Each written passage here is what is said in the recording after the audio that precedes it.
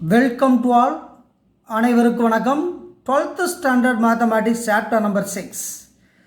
இந்த 6th சாப்டரில் இந்த வீடியோவில் பார்க்கக்கூடியது ரொம்ப ரொம்ப முக்கியமான டாபிக்.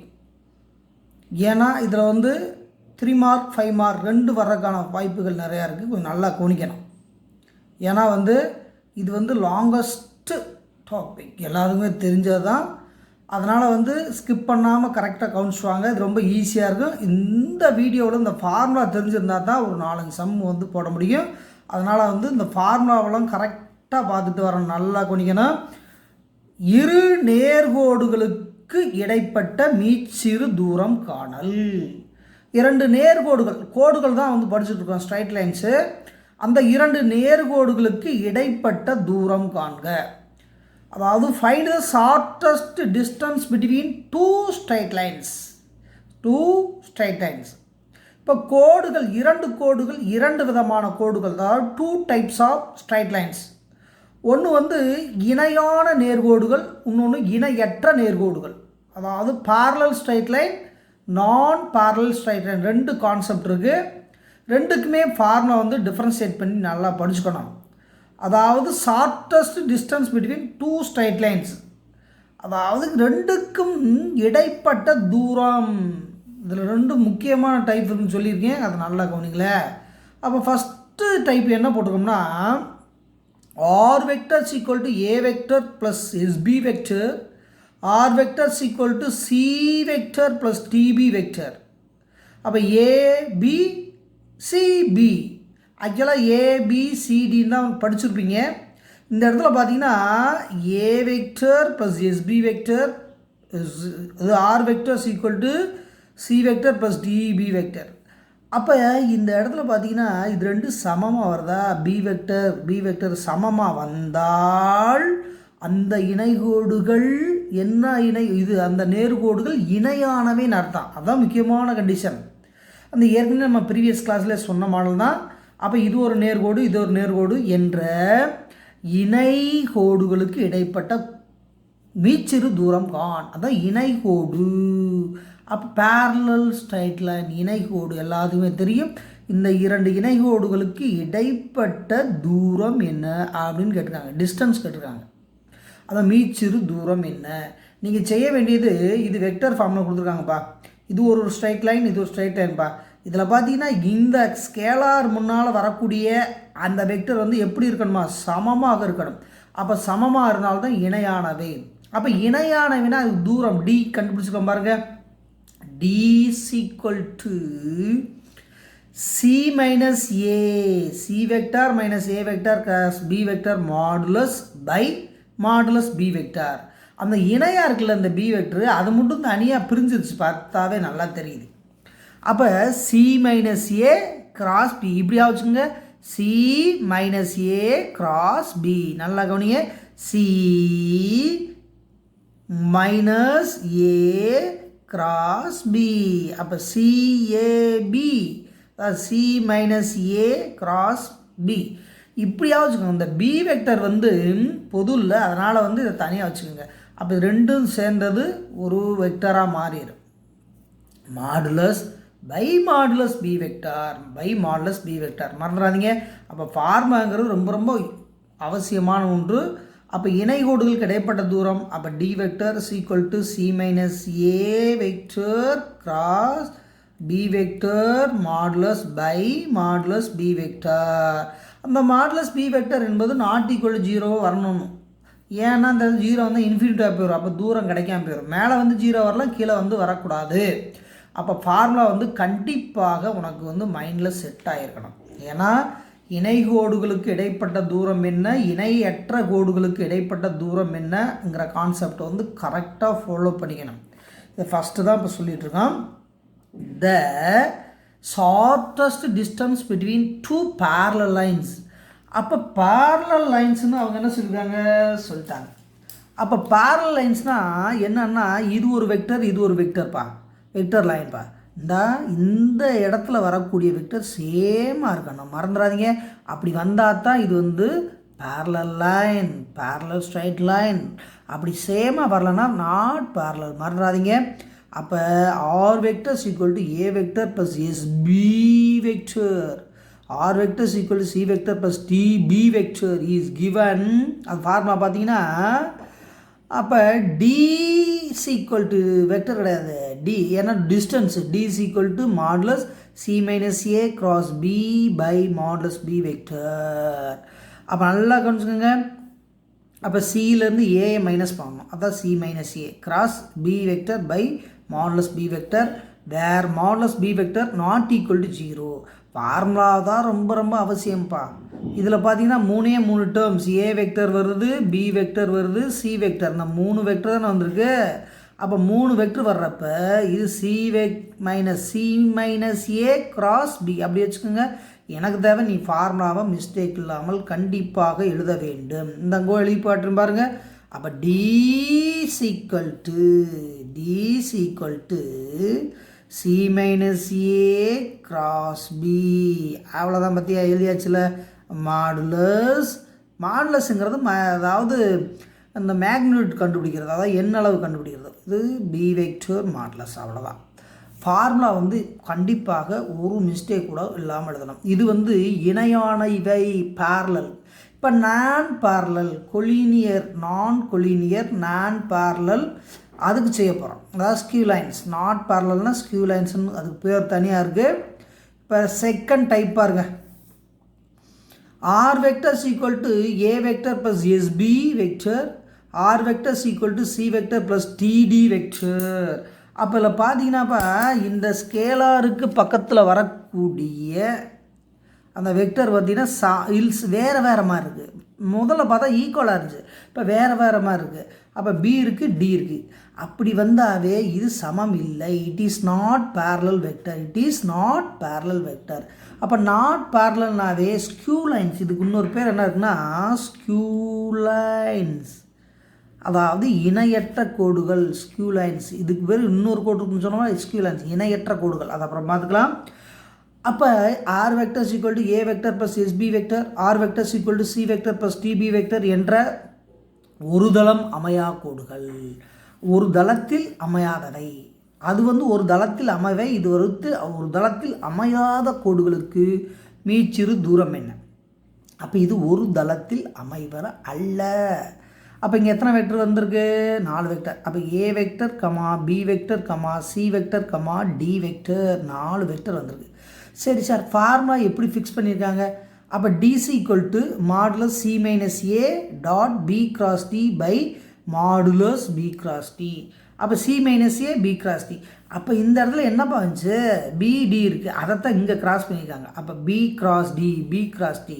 அப்போ ஃபார்முலா எழுதுகிறப்ப C minus A dot B cross D, C minus A dot B cross D, C minus A dot B cross D. இன்னும் ஈஸியாக வச்சுக்கோங்க. இந்த பிடி தானே தனியாக ஒதுங்கி இருக்குது. அப்போ பி கிராஸ் டி. அப்போ இது சி மைனஸ் ஏ, அங்கேயும் சி மைனஸ் ஏ தான் வந்துச்சு, இங்கேயும் சி மைனஸ் தான் வந்திருக்கு. மாடுலஸ் பி கிராஸ் டி போட்டாச்சு. அப்போ ரெண்டுக்கும் உரிய ஃபார்முலாவுடைய வித்தியாசம் பாருங்கள். இது பார்த்தீங்கன்னா தம்பி, இந்த ஃபார்முலா பார்த்தீங்கன்னா சி மைனஸ் ஏ இங்கே இருக்குது, இங்கேயும் சி மைனஸ் ஏ இருக்குது. இந்த இடத்துல பி ரெண்டு சேமாக இருந்தால் அதனால் ஒரு பி மட்டும் போட்டுக்கிட்டோம். இங்கே பிடி இருக்குது, அப்போ பி கிராஸ் டி. அப்போ இந்த இடத்துல கிராஸ் பண்ணியிருக்கேன், இந்த இடத்துல என்ன பண்ணியிருக்கோம்? டாட் பண்ணியிருக்கோம். ரெண்டுக்கும் வித்தியாசம் இருக்கிறது யாவச்சுங்க. ஏன்னா மிஸ்டேக் வந்துச்சுன்னா எல்லாமே பிரச்சனை ஆகிப்போம். அப்போ டிவை equal to modulus C minus A dot B cross D by modulus B cross D, அவ்வளோதான். அப்போ ஃபார்முலா கண்டிப்பாக தெளிவாக தெரிஞ்சிருக்கணும். இது 2வது டைப் ஃபார்முலா தான் போட்டுக்கிட்டு இருக்கேன். அப்போ செகண்ட் டைப்பில் தான் ஃபார்முலாவே இதில் பார்த்துக்கிட்டு இருக்கேன். அப்போ find the shortest distance between two skew lines. Skew லைன்ஸ்னு என்ன அர்த்தம்னா நான் பேரலல் லைன்ஸ் எப்படி சார் கண்டுபிடிக்கிறது? இங்கே பாருங்க, இங்கே வரக்கூடியது வெவ்வேறு வெக்டராக இருந்தாவே அது ஸ்கியூ லைன்ஸ், அவ்வளோதான். ஸ்கியூ லைன்ஸ்னால் நாட் பேரலல், இணையற்ற கோடுகள், ஒரு தளத்தில் அமையாத கோடுகள், non collinear. R vector equal to A vector plus SP vector ஒரு கோடு, R vector equal to C vector plus DP vector is given. அப்போ டினா distance, D equal to modulus C minus A dot B cross D by B cross D modulus. அவ்வளோதான். அப்போ 4 வெக்டரில் பார்த்தீங்கன்னா அப்போ D என்பது distance என்பது சி மைனஸ் ஏ அங்கே இருந்துச்சு இங்கே இருந்துச்சு dot B cross D modulus B cross D. அவ்வளோதான். அப்போ ஃபார்முலா வந்து தெளிவாக எழுதியிருக்கணும், மறந்துடாதீங்க. ஃபார்முலா மிஸ்டேக்னால் எல்லாமே தப்பாயிரும். அதனால் நல்லா எழுதி என்ன பண்ணிடணும், ப்ராக்டிஸ் பண்ணிடணும். இது செகண்ட் பாயிண்ட் சொல்லியிருக்கோம். தேர்ட் பாயிண்ட் பாருங்களேன். இது வரைக்கும் 2 சொல்லியிருக்கோம், இணையான கோடுகள் இணையற்ற கோடுகள், parallel லைன்ஸ் நான் parallel லைன்ஸ், அதாவது ஸ்கியூ லைன்ஸ். தேர்ட் பாயிண்ட் பாருங்களேன், இதுவும் முக்கியமான பாயிண்ட் தான். ஒரு தளம் அமையும் கோடுகள் எனில், ஒரு தளம் அமையும் கோடுகள் எனில், ஒரு தளம் அமையும் கோடுகள்னால் கொலினியர் பேரலல், வேறு ஒன்றும் இல்லை. அப்போ C minus A dot B cross D 0 vector form நாங்கள் எழுதியிருக்கேன். அதை நல்லா கவனிங்க. C minus A dot B cross D 0 இந்த இங்கே வருங்க, இந்த இது மட்டும் 0ன்னு வந்துட்டால் அது வந்து ஒரு தளம் அமையும் கோடுகள், அது பேர், வேற ஒன்றும் இல்லை. அப்படியே பாருங்களேன், ஒரு தளம் அமையும் கோடுகள். அப்போ C minus A vector dot B cross D equal vector form. அதுவே கொஞ்சம் விரிவாக எழுதியிருக்கேன் பாரு. இந்த ஃபார்முலாவே R vector equal to A plus SP vector, R vector equal to C plus TB வெக்டர்னு கொடுத்துட்டாங்க. இப்படி கொடுத்துட்டு ஒன்றை ஒன்று வெட்டி கொள்ளுமெனில், ஒரு தளம் அமையும் கோடுகள்னாலும் ஒன்றை ஒன்றும் வெட்டி கொள்ளும் அப்படின்னு சொல்லிட்டாலும் ஒன்றே ஒன்று தான். இந்த C minus A dot B dot D, இந்த இப்படி வந்துருங்களா, இப்படி வந்துருங்க. அப்போ C minus A dot B cross D is equal to 0. இது வெக்டர் ஃபார்மில் கொடுப்பாங்கப்பா, இது முக்கியமான கண்டிஷன்ப்பா. இப்படி கொடுத்துட்டு கேட்டாங்கன்னா இந்த ஃபார்முலா வந்து தெரிஞ்சிருந்தால் நம்மளுக்கு ஈஸியாக போட்டலாம். இதுதான் தேர்டாக சொல்லிட்டு இருக்கான். அப்போ தேர்டில் ஏனோட வச்சுக்கலாம். Third point, the two straight lines r vector is equal to a plus sb vector, r vector is equal to c plus db vector are intersect to each other or that is coplanar. அப்படின்னா c minus a dot b cross d is equal to 0 vector போட்டுறணும். அப்போ c minus a dot b cross d. அப்போ இது வந்து condition for collinear, condition for coplanar, condition for intersect அப்படிலாம் கேட்பாங்க. அப்படி கேட்டால் செய்யணும். அடுத்து தேர்ட் பாயிண்ட் பாருங்கள், வெரி வெரி மோஸ்ட் இம்பார்ட்டன்ட். தேர்டில் பீன் போட்டிருக்கேன் பாருங்கள். அப்போ இது வெக்டர் ஃபார்மில் இப்போ சொன்னோம், இது வந்து கார்ட்டீசியன் ஃபார்ம், கார்ட்டீசியன் வடிவம். கண்டிஷன் ஃபார் கோப்ளானர் அல்லது கண்டிஷன் ஃபார் இன்டர்செக்டிங், ஒரு தளம் அமையும் கோடுகள் அல்லது ஒன்றை ஒன்று வெற்றி கொள்ளல், இதுக்கான நிபந்தனை. அப்போ கார்ட்டீசியன் ஃபார்மில் வந்து எப்படி செய்கிறது, அப்போ வெக்டர் ஃபார்ம்லையும் சொல்லியிருக்கோம். அப்போ கார்ட்டீசியன் ஃபார்மில் வந்து எப்படி செய்கிறது நல்லா கவனிங்க. அப்போ கார்ட்டீசியன் ஃபார்ம்னா இது line 1 x minus x1 by b1 y minus y1 by b2 z minus z1 by b3, இது ஈக்குவேஷன் நம்பர் 1. அல்லது straight line 1 x minus x2 by d1 y minus y2 by d2 z minus z2 by d3, இது straight line number 2. அப்போ Cartesian ஃபார்மில் condition for கோப்ளானர்னா x2 minus x1 y2 minus y1 z2 minus z1 b1 b2 b3 c1 c2 c3 is equal to 0ன்னு வந்தால் போதுமானது. இது எந்த ஃபார்முக்கு, இது கார்ட்டீசியன் ஃபார்முக்கு. வெக்டர் ஃபார்ம் தான் அப்போ தான் படித்தா. அப்போ கார்ட்டீசியன் ஃபார்மில் இது கொடுத்தா போதும். இது ஏற்கனவே 2 லைன்ஸ் ஆர் இன்டர்செக்டிங் படிச்சிருக்கோம்ல, ப்ரீவியஸ் சம்லேயே நிறைய சம் படிச்சிருக்கோம். இது வந்து கார்ட்டீசியன் ஃபார்முக்கு உரியது.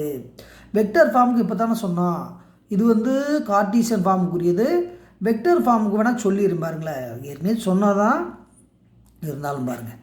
வெக்டர் ஃபார்முக்கு R vector is equal to A vector plus S B vector, R vector is equal to C vector plus T D vector. இது எஸ்டி மாறி கூட வரலாம், ஒன்றும் தப்பு இல்லை, நம்மளுக்கு தான் ஸ்கேலார் தானே. அப்போ இதை முதல்ல நோட் பண்ணணும், இதை முதல்ல நோட் பண்ணணும். அப்போ கண்டிஷன் ஃபார் கோப்ளானர் தான் கேட்டிருக்காங்க. 2 நேர்கோடுகள் ஒன்றை ஒன்று வெட்டி கொண்டால், அப்போ கார்ட்டீசியன் ஃபார்மில் இப்போ தான் சொன்னேன், C minus A vector dot B cross D vector is equal to 0. அவ்வளோதான். இது வந்து எந்த ஃபார்மு, வெக்டர் ஃபார்முக்கு. இது எந்த ஃபார்மு, கார்ட்டீசியன் ஃபார்முக்கு. எதில் போட்டாலும் ஆன்சர் ரைட் தான். உங்களுக்கு தேவை வந்து அது வந்து பேரலல் லைனா ஸ்கியூ லைனா, அதாவது இணை கோடுகளா இணையற்ற கோடுகளான்னு கண்டுபிடிக்க வேண்டியது உங்களுடைய சொந்த பொறுப்பு. அதனால் வந்து ரொம்ப ஈஸியாக இருக்கும். ஃபார்முலா தெரிஞ்சுட்டாவே ரொம்ப ரொம்ப ரொம்ப ஈஸியாக இருக்கும், ஈஸியாக போட்டுடலாம். ஓகேவா?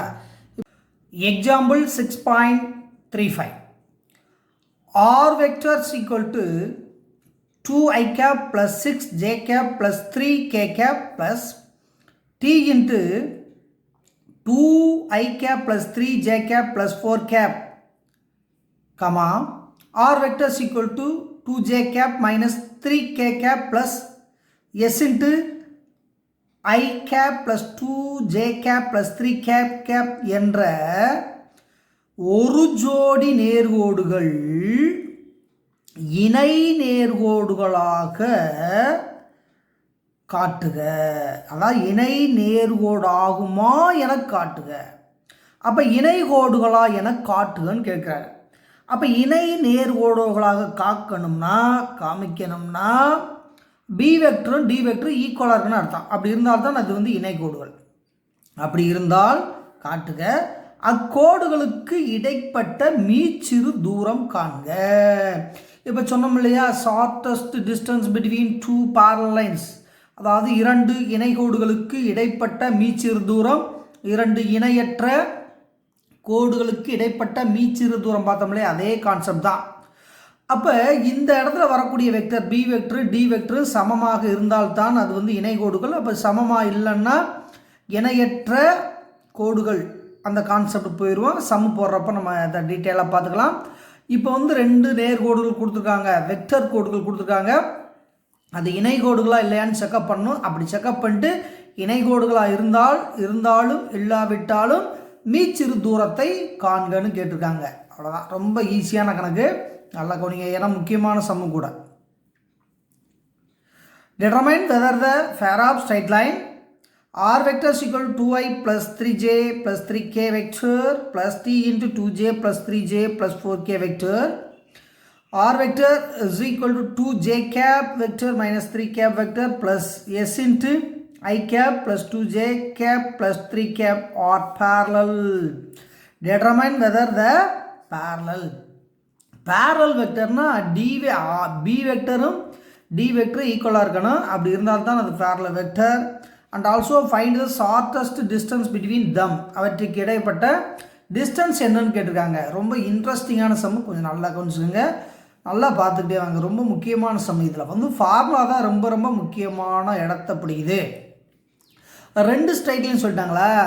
அப்போ R vector equal to A vector plus DP vector, r vector is equal to c into c plus sd vector. இந்த dயும் s என்பது ts என்பது என்னது, ஸ்கேலார், திசையில் ஏற்கனவே சொல்லியிருக்கோம். அந்த bயும் d ஈக்குவலாக இருந்தால் மட்டும்தான் நம்மளுக்கு வந்து இணை வெக்டராக கிடைக்கும், அதாவது இணை நேர்கோடுகளாக கிடைக்கும், அதாவது parallel லைனாக கிடைக்கும். இங்கே அப்படியே கொடுத்த ஈக்குவேஷன் எழுதிருக்கும் பாருங்களேன். அப்படியே ஆர் வெக்டர், இது ஃபர்ஸ்ட் லைன், இது செகண்ட் லைன், 2 லைன் கொடுத்துட்டேன். இந்த லைன் பார்த்தா இது ஏ, இது அப்படியே வந்து இங்கே பாருங்கள், இது வந்து ஏ வெக்டர், இந்த இது பி வெக்டர், இது சி வெக்டர், இது டி வெக்டர். இதை நல்லா கம்பேர் பண்ணிட்டு இங்கே எடுத்து எழுதியிருக்கும் பாருங்கள். அந்த A vector, B vector, C vector, D vector நல்லா கவனிக்கணும், எழுதியிருக்கேன். அப்படியே கம்பேர் பண்ணி உங்களுக்கு என்ன பண்ணியிருக்கேன், பக்கத்துலேயே கம்பேர் பண்ணி எழுதிட்டேன். ஏபிசிடி என்னென்னு எழுதிட்டேன். இப்போ நல்லா கம்பேர் பண்ணணும், ஏபிசிடி. அப்போ எது சமமாக இருக்குன்னு சொல்லியிருக்கேன், இந்த பியும் டியும் தான் சமமாக இருக்குன்னு சொல்லியிருக்கேன். அப்போ இந்த பியும் பி வெக்டரும் இந்த டி வெக்டரும் சமமாக இருக்கா இல்லையான்னு பார்க்கணும், ஈக்குவலான்னு பார்க்கணும். அப்படி பார்த்தீங்கன்னா பி வெக்டர் என்பது 2i cap plus 3j cap plus 4k cap, இது i cap plus 2j cap plus 3 cap, ரெண்டும் சமமாக இல்லை, கண்டிப்பாக சமமாக இல்லை. அப்போ B vector is not equal to d vector, ரெண்டும் ஈக்குவலாக இல்லை. அப்போ ஈக்குவலாக இல்லைன்னாவே நம்மளுக்கு ரிசல்ட் நல்லா தெரியும். ஆகவே கொடுக்கப்பட்ட நேர்கோடுகள் இணை கோடுகள் அல்ல. The given straight lines are not parallel lines. Not parallel line என்ன, this is skew lines. Skew linesனா not parallel means வேறு ஒன்றும் கிடையாது. அப்போ ஃபஸ்ட்டுக்கு நம்ம ஆன்சர் சொல்லிட்டோம். ஃபஸ்ட்டுக்கு ஆன்சர் என்ன சொல்லியிருக்கோம், இணை கோடுகளாக இல்லையான்னு கேட்டாங்க, அது இணை இல்லைன்னு சொல்லிட்டோம். அப்போ இணை இல்லைன்னா இணை அற்றவை, it is not parallel, skew lines. அப்போ ஸ்கியூலான்ஸுக்கு ஃபார்முலா கேட்குங்க நம்ம நிறைய தடவை படிச்சிருக்கோம் சொல்லியிருக்கோம். இங்கே பாருங்க ஸ்கியூலானுக்கு ஃபார்முலா என்னது? DC = C - A vector dot B cross D by B cross D modulus. இங்கேயும் மாடுலஸ் இங்கேயும் மாடுலஸ். முதல்ல எப்போவுமே இந்த B cross D தான் ஃபஸ்ட்டு எடுத்தோன்னா கண்டுபிடிக்கணும். அப்படி கண்டுபிடிச்சா இங்கேயும் அப்ளை பண்ணிக்கலாம் இங்கேயும் அப்ளை பண்ணிக்கலாம். அதுக்காண்டி ஃபஸ்ட்டு என்ன கண்டுபிடிக்கலாம்? B cross D கண்டுபிடிக்க போகிறோம். நல்லா கவனிங்கப்பா. அப்போ B cross D C - A நம்ம அப்புறம் கண்டுபிடிச்சிக்கலாம். ஃபஸ்ட்டு இடத்த கண்டுபிடிக்கணும். B cross D கண்டுபிடிக்கிறேன். அப்போ ஃபஸ்ட்டு நான் எல்லாத்தையும் தொகுத்து எழுதிட்டேன். A vector, B vector, C vector, D vector எல்லாம் எழுதிட்டேன். அப்போ B cross D தானே வேணும். அப்போ B cross D இது ரெண்டு தானே தேவை. இது ரெண்டையும் மட்டும் எடுத்து ஒர்க் பண்ணுங்கள். ரிசல்ட் என்ன வரும்னு பார்க்கலாமா? அப்போ B cross D. அப்போ B cross D cross product, அதாவது திசை இது புள்ளி இது குறுக்கு பெருக்கம். B cross D கிராஸ் பெருக்கம். இப்போ B cross D IJK determinant form எல்லாம் எழுதும் இல்லையா? அப்போ B எவ்வளோவா? 2 3 4 இந்த 2 3 4 B எழுதிட்டோம். அதுக்கடுத்து D வெக்டர் வந்து 1 2 3 இங்கே எழுதிட்டோம். இப்போ B cross D டெட்டர்மினன்ட் ஃபார்மில் தான் இருக்குது. கண்டுபிடிக்கணும். இது ப்ளஸ்ஸு இது மைனஸு இது ப்ளஸ்ஸு இது டிட்டர்மெண்ட்டுக்குரிய ஃபார்மேட்டில் அப்படியே என்ன பண்ண போகிறோம்? சிம்பிளை பண்ண போகிறோம். கொஞ்சம் நல்லா கவனிங்க. ஏன்னா வந்து என்னையும் பல தடவை பழகினது தான் ரொம்ப ஈஸியாக இருக்கும். நல்லாவே இருக்கும். எல்லாருக்கும் தெரிஞ்சால் தான். ஃபஸ்ட்டு என்ன எடுக்கணும்? I எடுக்கணும். அப்போ ஒரு ரோவையும் ஒரு காலத்தையும் அப்படியே கட் பண்ணால் எவ்வளோ வருது? இந்த பிளேஸ் மட்டும் தான் கிடைக்குதா? அப்போ எவ்வளவு? 9 - 8. ஓகேவா? 3 9 - 8 எல்லாம் தெரியும் நம்மளுக்கு. -JK எடுக்கிறீங்க. அப்போ ஒரு ரோவையும் ஒரு காலத்தையும் கட் பண்ணால் அப்போ இந்த மூளை கிடைக்குதா இந்த டயங்கலில்? அப்போ எவ்வளவு? 6 - 4 ப்ளஸ் K வெக்டர் எடுக்கிறீங்க. ஒரு ரோவையும் ஒரு காலத்தையும் கட் பண்ணால் இது கிடைக்குதா? அப்போ 4 - 3 இதெல்லாமே நம்மளுக்கு தெரியும்ப்பா. இருந்தாலும் கவனமாக செய்யணும். அப்போ I கேப் என்பது எவ்வளவு? 9 - 8 எவ்வளவு? 1 - J கேப். அதுக்கு அடுத்து எவ்வளோ பாருங்க? 2 + K கேப் இது எவ்வளவு? 1. இப்போ சிம்பிளை பண்ணி போடுங்க. I cap. இதை சிம்பிளை பண்ணால் -2J cap plus 1K cap. இதுதான் B cross D. இதுதான் B cross D. ஓகேவா? இப்போ B cross D கண்டுபிடிச்சிட்டேன். இப்போ ஃபார்முலா பாருங்கள் நல்லா கவனிங்க. அப்போ B cross D கண்டுபிடிச்சேன். அப்போ மாடுலஸ் B cross D கண்டுபிடிக்கலாம்ல? அவ்வளோதான். அப்போ மாடுலஸ் B cross D. அப்போ மாடுலஸ் B cross D. மாடுலஸ்னாவே எல்லாத்துக்குமே தெரியும். என்னது? ஸ்கொயர் ரூட் ஆஃப் 1 ஸ்கொயர்னா 1 ப்ளஸ் -2 ஸ்கொயர்னா எவ்வளவு? 4 ப்ளஸ் 1 ஸ்கொயர்னா எவ்வளவு? 1. அப்போ இங்கே பாருப்பா, இதுக்கு என்ன ஃபார்ம்னா x² + y² + z². அவ்வளோதான். இதுதானே தெரியும்ல நம்மளுக்கு. அப்போ மாடுலஸ் B cross D தானே எல்லாம் தெரியும். மாடுலஸ்னாவே என்ன அர்த்தம்? இந்த கோஎஃபிஷியன்ஸ் அந்த ஸ்கேலாரை மட்டும் ஸ்கொயர் பண்ணி கூட்டணும். அப்போ 1 ஸ்கொயர்னா 1 -2 ஸ்கொயர்னா +4 1 ஸ்கொயர்னா 1 எல்லாத்தையும் கூட்டினா எவ்வளோப்பா? அப்போ ரூட் எவ்வளவு? 4 5 6 ரூட் 6. இப்போ எதாவது கண்டுபிடிச்சிருக்கோம்? B cross D கண்டுபிடிச்சிட்டோம். B cross D கண்டுபிடிச்சிட்டோம். இப்போ C - A போட்டு அதை டாட் பண்ணிடுவோமா? C - A போட்டு டாட் பண்ணி அப்போ C - A கண்டுபிடிக்க போகிறேன். கொஞ்சம் நல்லா கவனிங்க. C - A எழுத போகிறேன். நல்லா கேர்ஃபுல்லாக கவனிங்க. C - A காண போகிறோம். அப்போ C வெக்டர் - A வெக்டர். அப்போ C வெக்டர் - A வெக்டர். அப்போ C வெக்டர்னா இங்கே தான் எழுதுனா 2J - 3K இது C வெக்டர். அடுத்து A வெக்டர்னால் எங்கே பாருங்க? 2I 6J + 3K. ஓகேவா? இது C - A. இப்போ இதை சிம்பிளை பண்ணுங்கள். இதை சிம்பிளை பண்ணால் என்ன வரப்போகுது? நல்லா பாருங்கள் நல்லா பாருங்கள். 2J 3K மைனஸ் உள்ள மல்டிபிள் பண்ணால் -2I இதை மல்டிபிள் பண்ணால் -6J இதை மல்டிபிள் பண்ணால் எவ்வளவு? -3K. இதை சிம்பிளை பண்ணி போடுங்க. அப்போ இங்கே ஐயே இல்லை. அப்போ ஐயை மட்டும் எழுதுங்க. அப்போ 2I -2I இந்தா -2I J இங்கே இருக்குது. அப்போ -4J. அப்போ 2லேருந்து 6 மைனஸ் பண்ணால் 4J. அதுக்கடுத்து -3 அப்போ -6k. இதுதான் என்னது, இது வேல்யூ என்ன value, c minus a vector கண்டுபிடிச்சாச்சு. இதை வெளியில் கூட ஸ்கேலார் கூட எடுத்து போடுறோம்னு போடலாம், இல்லாட்டி கூட விட்டுறலாம், நம்ம விருப்பம் தான். இப்போ வந்து என்ன பண்ண போகிறோம், அடுத்து ஒர்க் பண்ண போகிறோம். இப்போ c vector minus a vector கண்டுபிடிச்சிட்டான். இப்போ ஃபார்முலாவில் என்ன இருந்துச்சுன்னா இங்கே நல்லா கவனிப்பா.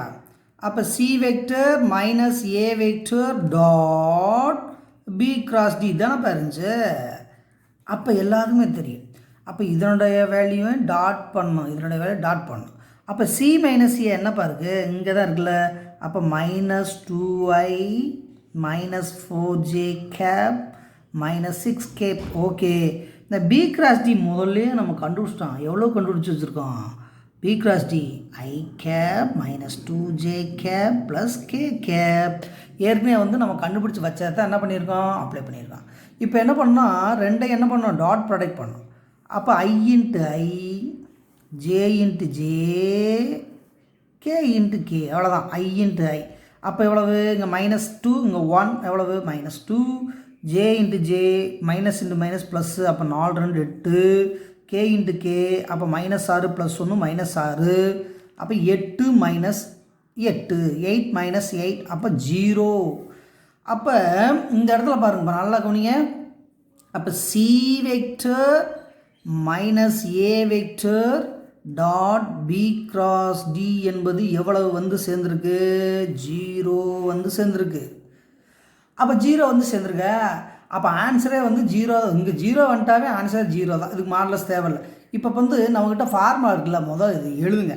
அப்போ d என்பது c minus a vector dot b cross d by b cross d இதானே கண்டுபிடிச்சோம், ரைட்டு. அப்போ இதனுடைய வேல்யூ ஃபுல் வேல்யூ அளவுப்பா 0. அப்போ 0 பை இதனுடைய வேல்யூ என்ன இருக்குது, 0 வந்துட்டாவே 0 தான், இருந்தாலும் முறைப்படி எழுதிங்க. அப்போ இதனுடைய மாடலஸ் வேல்யூ √r கண்டுபிடிச்சோமா. அப்போ 0 by anything equal to 0, 0 by anything equal to 0. அப்போ the distance between the given skew lines, அதாவது கொடுக்கப்பட்டுள்ள நேர்கோடுகளின் தூரம் 0 அலகுகள், 0 யூனிட்ஸ், 0 அலகுகள், யூனிட்ஸ். யூனிட்ஸ் போட வேண்டிய அவசியம் இல்லை, இருந்தாலும் பார்த்துக்கலாம், ஏன்னா வேறு சம்மு போடணும் இல்லையா. அப்போ டி வந்து 0. அப்போ உங்களுக்கு தெரிய வேண்டியது ஏ எவ்வளவு, பி எவ்வளவு, சி எவ்வளவு, டி எவ்வளவு, இதெல்லாம் போட்டு ஃபார்மா தெரிஞ்சிருந்தால் நீங்கள் வந்து ஒர்க் பண்ணி முடிச்சிடலாம், அழகாக முடிச்சிடலாம். அப்போ இதனுடைய ஆன்சர் 0ன்னு கண்டுபிடிச்சிருக்கோம். அடுத்த சம் போகலாமா, ரைட்ப்பா.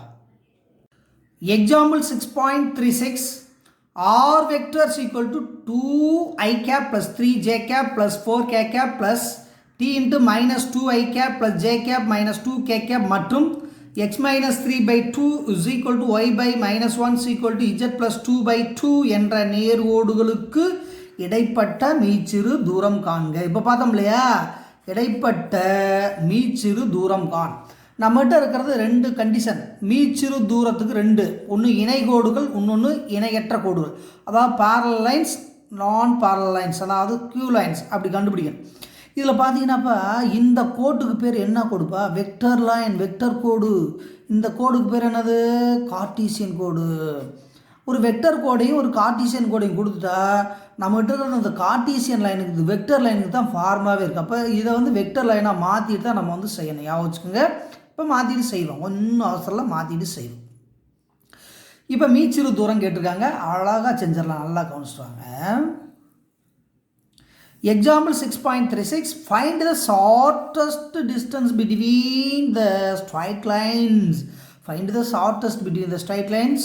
இது வந்து வெக்டர் லைன், இது வந்து என்ன லைன், கார்ட்டீசியன் லைன். எல்லாத்துக்குமே தெரிஞ்சாதான் இந்த 2 லைனுக்கு இடைப்பட்ட டிஸ்டன்ஸ் தான் கேட்டிருக்காங்க. இந்த 2 லைனை அப்சர்வ் பண்ணிங்கன்னா இந்த லைன் வந்து வெக்டர் லைன், இந்த லைன் வந்து கார்ட்டீசியன் லைன். நம்மகிட்ட இருக்க ஃபார்முலா வந்து பூராமே வெக்டர் ஃபார்முலாவாக தான் இருக்குது. அப்போ கார்ட்டீசியன் லைனாக வந்து என்ன பண்ணணும், வெக்டர் லைனாக மாற்றி கன்வெர்ட் பண்ணி செய்ய போகிறோம். ஃபஸ்ட்டு வந்து சொல்யூஷனில் நல்லா கவனிங்கப்பா, நல்லா ஒரு சார் கவனிங்க. இப்போ ஆர் வெக்டர்ஸ் ஈக்குவல் டு என்ன கொடுத்துருக்காங்க, 2i cap plus 3j cap plus 4k cap. ஓகேவா, ரைட்டு. அதுக்கடுத்து கொடுத்துட்டாங்க. ப்ளஸ் டி இன்ட்டு -2i ப்ளஸ் ஜே -2k கேப். ஓகேவா? ரைட். இப்போ என்ன சொல்ல வரோம்னா, இதில் மைனஸ் காமனாக வெளியே எடுக்கலாம். அந்த இதில் வெளியே எடுக்கலாம், வெளியே எடுக்காமல் போட்டுக்கலாம், நம்ம விருப்பம் தான். சரி, பார்த்துக்கலாமா? இப்போ இங்கே பாருங்கப்பா, இங்கே பாருங்கள், இது x - x1 y - y1 z - z1. அதான concept. x - x1 y - y1 z - z1. இதுதான் நம்மளுடைய கான்செப்ட். அப்போ கூட அது டீட்டெயிலாக கூட போடலாம்ப்பா. இந்த லைனுக்கு பேர் வச்சுக்கலாமா? x - x1 by b1 y - y1 by b2 z - z1 by b3. புரியுறதுக்காண்டி எழுதிட்டுருக்கேன். அப்போ இந்த மாத்திரம் என்ன வரும்? x - 3 by 2 y - 0 by -1 is equal to z of -2 by, இது ஏன்னா இந்த இது மாற்றிருக்கு. அப்போ -2 வந்து போட்டுருக்கு பார்த்துக்க. பை என்னது? b3 எவ்வளவு? 2. இப்போ நல்லா கவனிங்க, இந்த கோட்டிலேருந்து இங்கே பாருங்கள், இது a வெக்டர், இது b வெக்டர், இது c வெக்டர், இது d வெக்டர். அவ்வளோதான். அப்போ இங்கேயே நான் சுற்றி காமிச்சலான்னு பார்க்குறேன். கொஞ்சம் நல்லா கவனிங்க. இங்கே வர்றது a வெக்டர், இங்கே வர்றது என்ன வெக்டர்? b vector. இந்த பாயிண்டில் வர்றது என்னது? C vector. இந்த கீழே வர்றது என்னது? D vector. அவ்வளோதான். அப்படியே பிரித்து கன்வெர்ட் பண்ணி கம்பேர் பண்ணி ஒரே இதை முடிச்சலாமா? இந்த பாருங்கள். அப்போ இந்த இடத்த கவனிங்க. அப்போ ஃபஸ்ட்லேருந்து எழுதிடலாமா? அப்போ ஏ வெக்டர் என்பது இதை எழுதுங்க, 2i + 3j + 4k. பி வெக்டர்னா அங்கே எழுதலாமா? இந்த இது, இந்த பி வெக்டர்னா என்னது? -2i. பொறுமையாக கவனிங்க, ஒன்றும் பிரச்சனை இல்லை. அவசரம் இல்லாமல் கவனிச்சா தான் ஈஸியாக புரியும். இது a vector, B vector, C vector இங்கே இருக்குல்ல, இதை அப்படியே எழுதுங்க. அப்போ சி வெக்டருங்கிறது 3i இது ப்ளஸ் 0j ப்ளஸ்ஸு அப்போ -2k. அவ்வளோதாப்பா.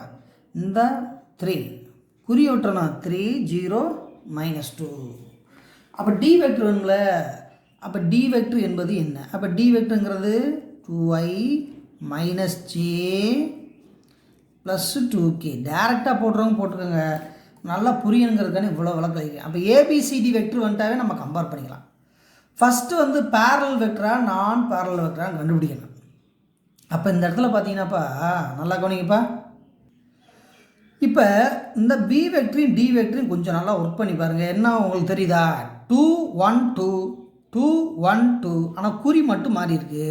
அப்போ இதுலேருந்து மைனஸ் கூட என்ன பண்ணலாம்? வெளியில் எடுத்துடலாம். அப்படி வெளியே எடுத்தால் என்ன வரப்போகுது? 2i - j cap plus 2k gap. அவ்வளோதானே. இப்போ கம்பேர் பண்ணுவேன். இந்த நான் மைனஸ் மட்டும் விட்டு கம்பேர் பண்ணுங்கள், ஸ்கேலார் விட்டுட்டு கம்பேர் பண்ணுங்கள். இங்கே என்ன இருக்குது அதுதானப்பா அங்கே இருக்குது.